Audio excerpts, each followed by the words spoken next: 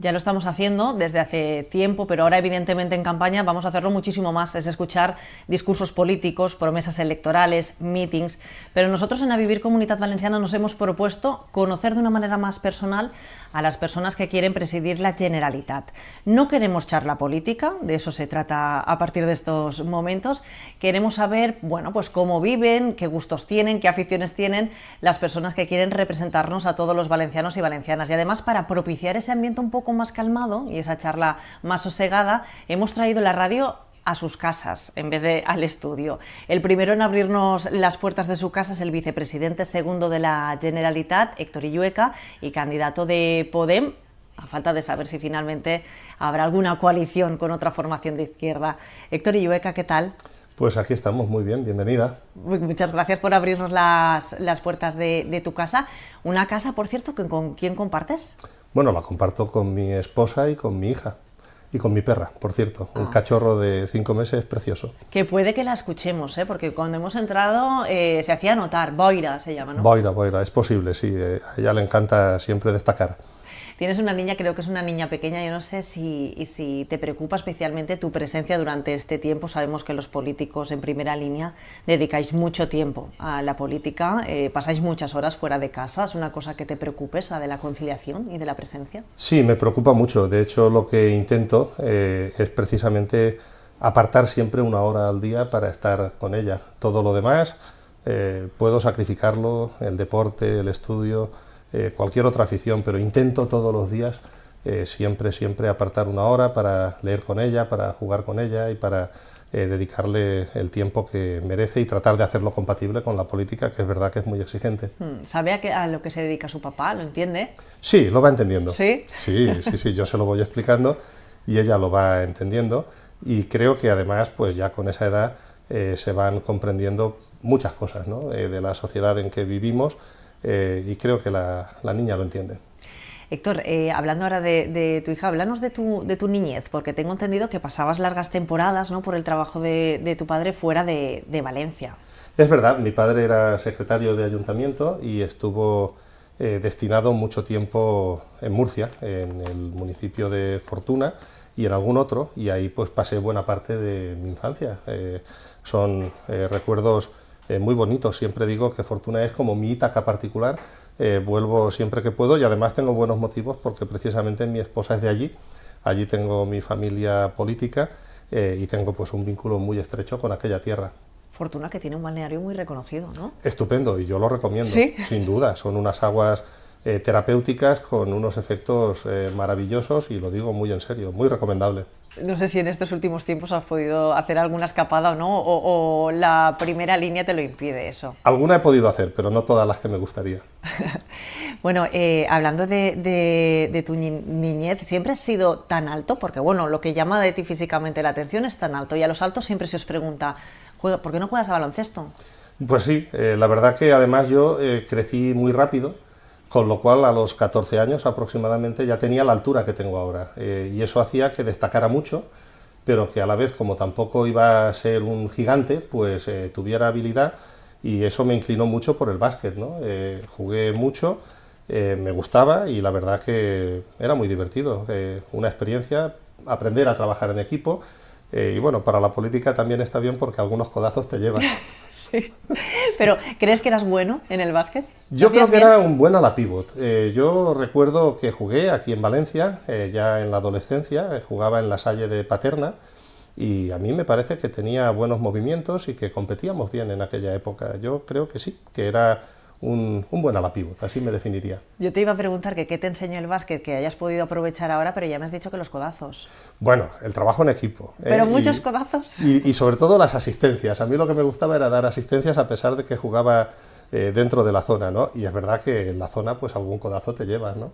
Claro. Y algún empujón también. Vale, y trasladando ese momento ahora o esa manera de jugar, ¿hay muchos codazos o muchos empujones en Podem? Bueno, yo creo que en Podem lo que hay fundamentalmente son ideas, ¿no? Ideas que no siempre coinciden, que se comparten y que lógicamente pues forman parte de una fuerza política que está viva, y donde el debate político yo creo que hoy tiene un papel central. En general, en la política sí que es verdad que hay codazos y empujones, ¿no? Más de los que seguramente sería deseable, y yo creo que la sociedad rechaza en buena medida pues muchas veces esa vieja política, ¿no? que solo entiende de la disputa por el poder sin ideas. Yo he procurado siempre a lo largo de mi vida que la política no fuera eso, que la política fuera un compromiso con el estudio, un compromiso con las ideas y actuar en consecuencia. Eso que dices choca un poco, ¿no?, con lo que estamos viendo también en la formación y en Podemos, ¿no?, o con las distintas formaciones de izquierdas, donde se explicita mucho el conflicto, ¿no?, las corrientes o la lucha por el poder. Sí, yo creo que es una constante, no solo en mi espacio político, sino en todas las fuerzas políticas. Lo hemos visto en el Partido Socialista, recuerdo aquel comité federal en el que liquidaron a Pedro Sánchez, lo hemos visto en el Partido Popular con Casado, lo hemos visto en otras fuerzas políticas de la Comunidad Valenciana, y yo creo que en general predomina demasiado la lucha por el poder sin ideas. Yo no me siento para nada identificado con esta forma de ver la política. Para mí la política son siempre ideas y es sobre todo intervenir en la sociedad de forma consciente, intervenir desde el estudio, desde la reflexión, para transformar este mundo y hacerlo un lugar mejor y más habitable para todos. En ese sentido, bueno, pues trato de ser consecuente. Lo que pasa es que es verdad que la política tiene esa parte que está ahí y que tienes que muchas veces pues pactar con ella. Vamos a volver al ámbito más personal. Hablabas de la falta de tiempo y sabemos que las personas que os dedicáis a la primera línea, bueno, pues son 24 horas los 7 días a la semana. No te voy a preguntar qué haces en el tiempo libre, porque igual el concepto de tiempo libre es un poco un sueño para ti ahora, pero ¿qué haces cuando no estás dedicado al trabajo? Pues mira, la verdad que ahora cualquier momento libre que tengo lo dedico a mi familia y específicamente a mi hija. Porque es un momento, además, estamos ya pues prácticamente en un periodo de campaña o de pre-campaña, y eso pues hace que sea todo muy exigente, ¿no? Pero en general yo lo que intento siempre es pues dedicar mi tiempo libre a la lectura, que es lo que me gusta, al estudio, un poquito al deporte y bueno, pues yo creo que a las cosas normales, a pasear con mi perra, que es otra cosa que me encanta hacer, pues a lo que haría cualquier persona, creo yo, en su tiempo libre. Dices a la lectura, vemos aquí una biblioteca, estamos haciendo la entrevista en una biblioteca que tienes espectacular, vamos, de años, aquí hay trabajo de muchos años, ¿no? Es toda una vida, sí. La construcción de esta biblioteca pues ha sido una labor constante desde que era un adolescente, y surgió la pasión por la lectura, pues a la que he dedicado efectivamente toda mi vida. Y este es mi laboratorio y mi retiro particular, aquí paso muchas horas. No lo has mencionado, pero creo que eres muy cinéfilo. Sí, sí, lo que pasa es que el cine requiere tiempo y ahora tengo muy poco tiempo, pero también ha sido otra parte fundamental, ¿no?, de mi vida, y también le he dedicado mucho tiempo y hasta he hecho algún pinito de crítica cinematográfica por ahí. Ah, ¿también? Sí, también, me ha dado hasta para eso. Me ha gustado mucho el cine y sobre todo un periodo muy concreto de la historia del cine que me atrae especialmente, que es el cine americano clásico, ¿no? Los años 30, los años 40, yo creo que ahí hay un semillero, ¿no?, de un estilo sencillo, pero al mismo tiempo comprometido con ideas sociales generosas. Hay también un hilo de sufrimiento, ¿no?, el macartismo, la persecución del comunismo y de las ideas heterodoxas. Creo que es un universo fascinante y a mí la verdad que me encanta, y cada vez que puedo vuelvo. Lo que pasa es que ahora pues vuelvo poco porque no hay mucho tiempo. ¿Tienes tiempo para hacer la compra? ¿Haces tú la compra? Sí, hago la compra de vez en cuando y trato pues de buscar siempre los precios más asequibles, que sabes que hay un pequeño problema con este tema. Me lo has puesto en bandeja. ¿Haces la compra en Mercadona tú, Héctor? Bueno, creo que sobre eso hay que ser siempre prudente. Yo lo intento hacer siempre en lugares de proximidad y en lugares donde creo que merece la pena por la calidad y evidentemente también por el precio. ¿Entonces no compras en Mercadona? Bueno, creo que buscar lugares de proximidad es el mejor consejo que se puede dar, que estén conectados con los circuitos económicos locales, porque además creo que ahí se encuentra una magnífica calidad y también buenos precios. Bueno, dices que la política es temporal en tu vida, que volverás a tu profesión, ¿no? ¿Te has puesto, digamos, esa fecha de caducidad? Volveré a mi profesión sin ninguna duda. Mi profesión es lo que me gusta hacer. Yo soy inspector de Trabajo y Seguridad Social. La inspección me lo ha dado todo y desde luego que volveré. y espero que no sea muy tarde. Yo tenía inicialmente un compromiso de 4 años, de una legislatura, ahora voy a renovarlo durante 4 años más, pero creo que 8 años es un periodo suficiente de vida política. Entonces tienes fecha de caducidad y volverás a tu trabajo. ¿Tienes amigos o conservas amigos de fuera del ámbito político?